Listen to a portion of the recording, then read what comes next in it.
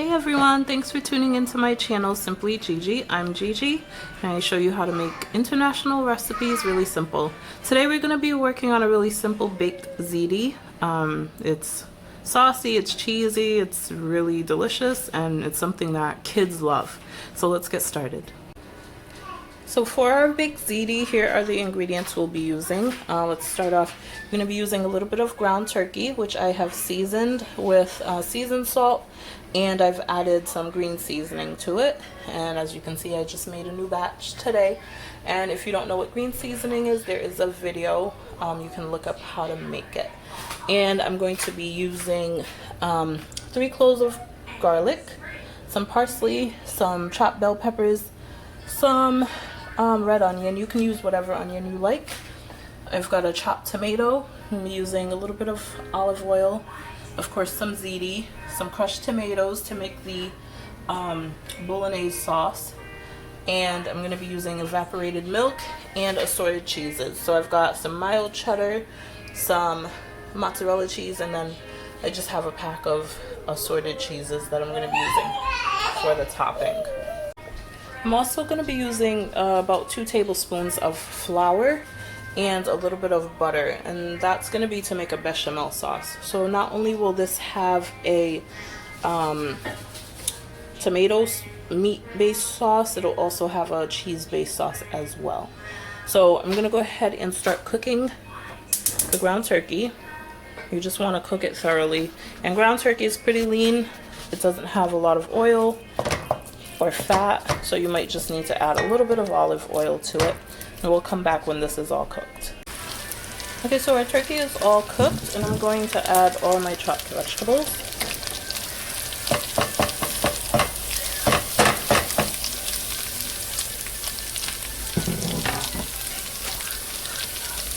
I'm just gonna stir.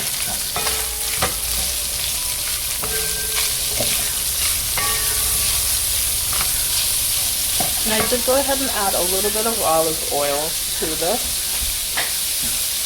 I'm going to be adding my tomatoes. And I do not have a camera person today, so I am both the chef and the camera person. So you just want to stir that all up. You don't want it to cook down too much because you do want this to be a little bit chunky, a little bit of a chunky sauce. Then I'm going to go ahead and pour in my crushed tomatoes.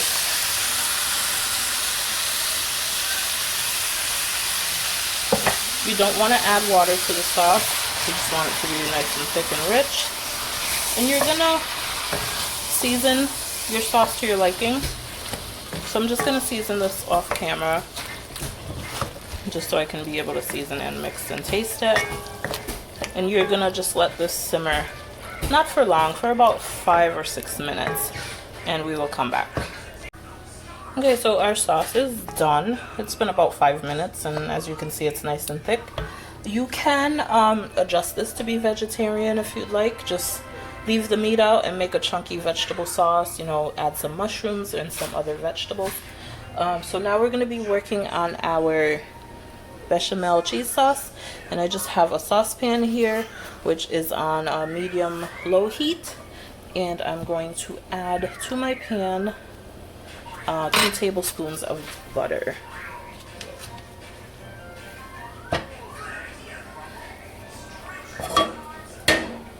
You just want the butter to melt, but you do not want it to burn. You want it to melt until it starts to bubble, but you don't want it to be brown. It just takes a second. Alright, so the butter has melted and it's starting to bubble. And I'm going to add, in here I have 2 tablespoons of all-purpose flour. And then what you want to do is you want to quickly whisk it. You don't want the flour or the butter to burn. I'm just going to lower my temperature a little bit so nothing burns. And what you're doing is you're creating a roux, which is a base for the bechamel cheese sauce. You just want to make sure you get all the flour in so that it cooks. Got a little bit in the corner here that I want to try to get. It is hard to film and cook at the same time, but we're gonna get it done.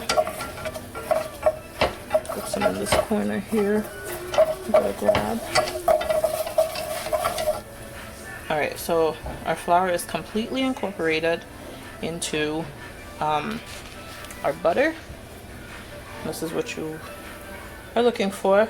So now I'm just gonna raise the heat a little bit, and I'm going to pour in my evaporated milk. So you're supposed to pour it in a little bit, whisk, and then pour in more, but I only have 2 hands, so I'm just gonna pour all of it in, and then I'm gonna whisk.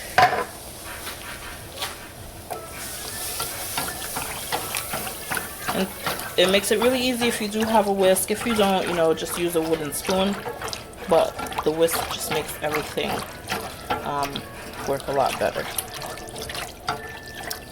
So now I'm gonna add a cup of hot water that I have on the side here. I'm gonna whisk that again.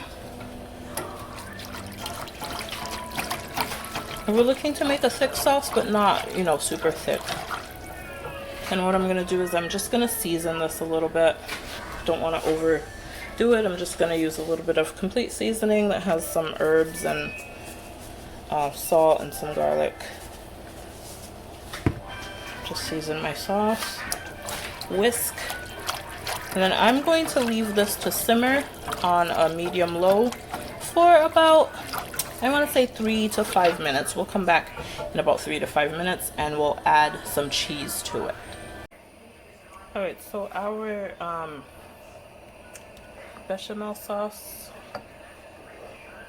cooked up, and this is really the thickness that you want. You don't want it to be too thick because we're going to be adding cheese, and you want to make sure you can consistently whisk it. So I've turned the heat off, and off camera I shredded my cheeses, the cheddar and the mozzarella. And like I have said in previous videos, I prefer to shred my own cheese because shredded cheese has wood chips in it, and I just would prefer not to use them. But if you're in a pinch, you don't have a lot of time, go ahead and use you know, the pre-shredded cheeses. So I'm just gonna add, not too much, I'm gonna add like a handful of this cheese mixture into my sauce. Maybe a little bit more, and I'm gonna save the rest of the cheese for the actual pasta. And I am boiling the pasta off camera. And you just want to stir it until the cheese is melted in. And we will be back once the pasta is boiled to go ahead and incorporate everything together, and then we're going to bake it. Alright, so our pasta is cooked, and you want to cook it al dente. I went ahead and mixed the meat sauce with it, and now what I'm going to do is I'm going to add my cheese sauce. I'm going to mix that in as well. So you just want to pour it. You want to mix this. Make sure it's well mixed.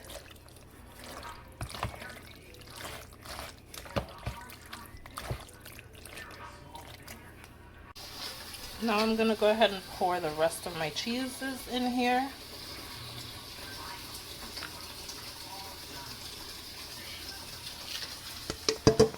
I'm just going to mix it all together.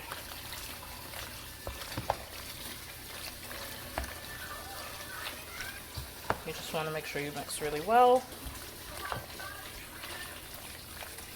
And then we are going to pour this into our baking pan. Alright, everything's all mixed together, nice and cheesy. It looks good already, but it's going to be even better baked. You just want to pour it into your baking pan. Try to do this one-handed. Try not to spill it. Alright, and you just want to spread it out.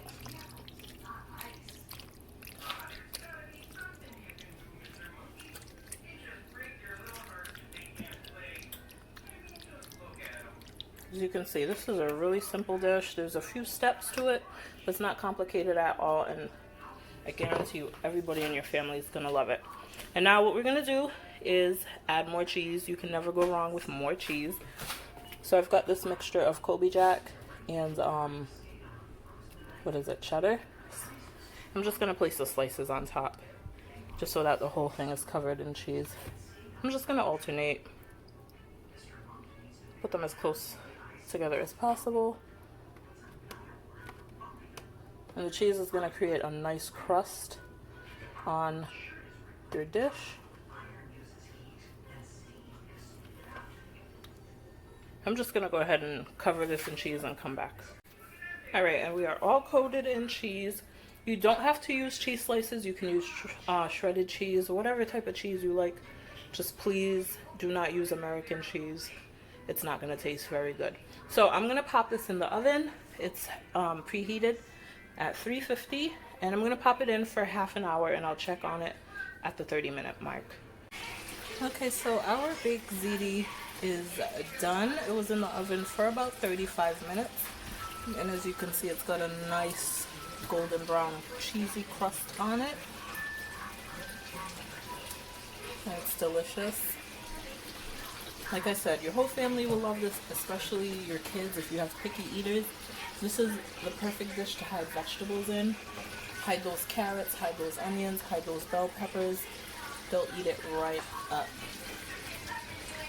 Alright guys, until next time, enjoy the dish, stay blessed and stay hungry. Like, subscribe, and share.